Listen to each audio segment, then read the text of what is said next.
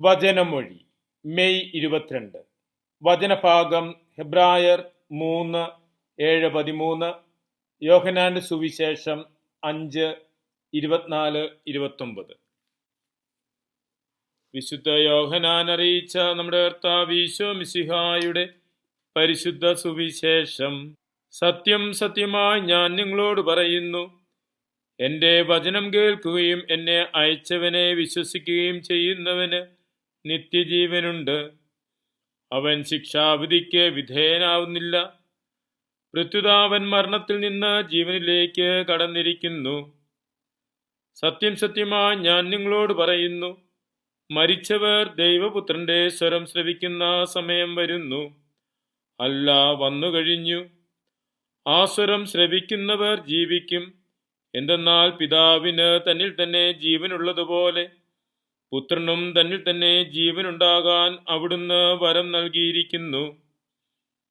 മനുഷ്യപുത്രനായതുകൊണ്ട് വിധിക്കാനുള്ള അധികാരവും അവന് നൽകിയിരിക്കുന്നു. ഇതിൽ നിങ്ങൾ വിസ്മയിക്കേണ്ട.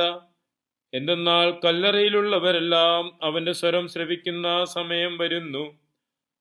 അപ്പോൾ നന്മ ചെയ്തവർ ജീവന്റെ ഉയർപ്പിനായും തിന്മ ചെയ്തവർ ശിക്ഷാവിധിയുടെ ഉയർപ്പിനായും പുറത്തുവരും.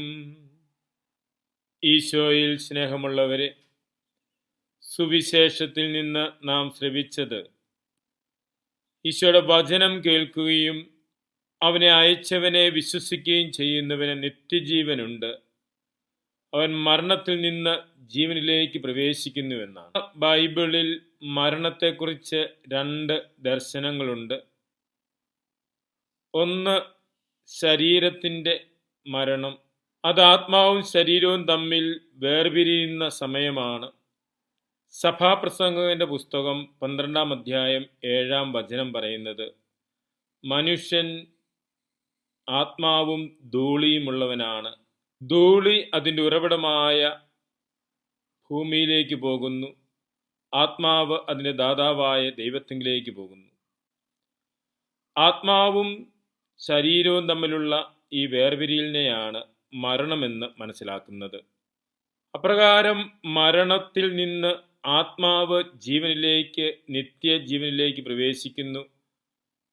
അതേസമയം ആത്മാവിൻ്റെ മരണം വിശുദ്ധ വചനത്തിലുണ്ട്. ആത്മാവിൻ്റെ മരണം ആത്മാവ് ദൈവവുമായിട്ടുള്ള ബന്ധത്തിൽ നിന്ന് അകലുന്നതാണ്. ദൈവവുമായിട്ടുള്ള ബന്ധത്തിൻ്റെ വിച്ഛേദമാണ് മരണം. അപ്രകാരം മരിച്ചവർ ദൈവപുത്രന്റെ സ്വരം ശ്രവിക്കുമ്പോൾ വീണ്ടും ജീവിക്കും. അവൻ ജീവനിലേക്ക് പ്രവേശിക്കുന്നു എന്നാണ് പറഞ്ഞത്. അത് കർത്താവിൻ്റെ വചനം ശ്രവിക്കുകയും അത് പാലിക്കുകയും ചെയ്യുമ്പോൾ കർത്താവുമായിട്ടുള്ള ബന്ധം പുനഃസ്ഥാപിക്കുകയാണ് ചെയ്യുന്നത്. അങ്ങനെ മരണത്തിൽ നിന്ന് ജീവനിലേക്ക് വരുവാൻ സാധിക്കും.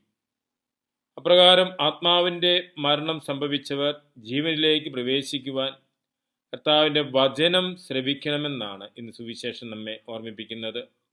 അവിടുത്തെ വചനം ശ്രവിക്കുകയും അതനുസരിച്ച് ജീവിക്കുകയും ചെയ്യുമ്പോൾ മരിച്ചവർക്ക് ജീവനിലേക്ക് പ്രവേശിക്കുവാൻ സാധിക്കും.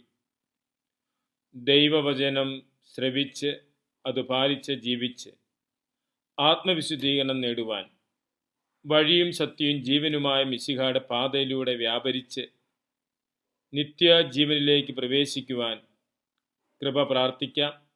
മിശിഹ നമ്മെ അനുഗ്രഹിക്കട്ടെ. ആമേൻ.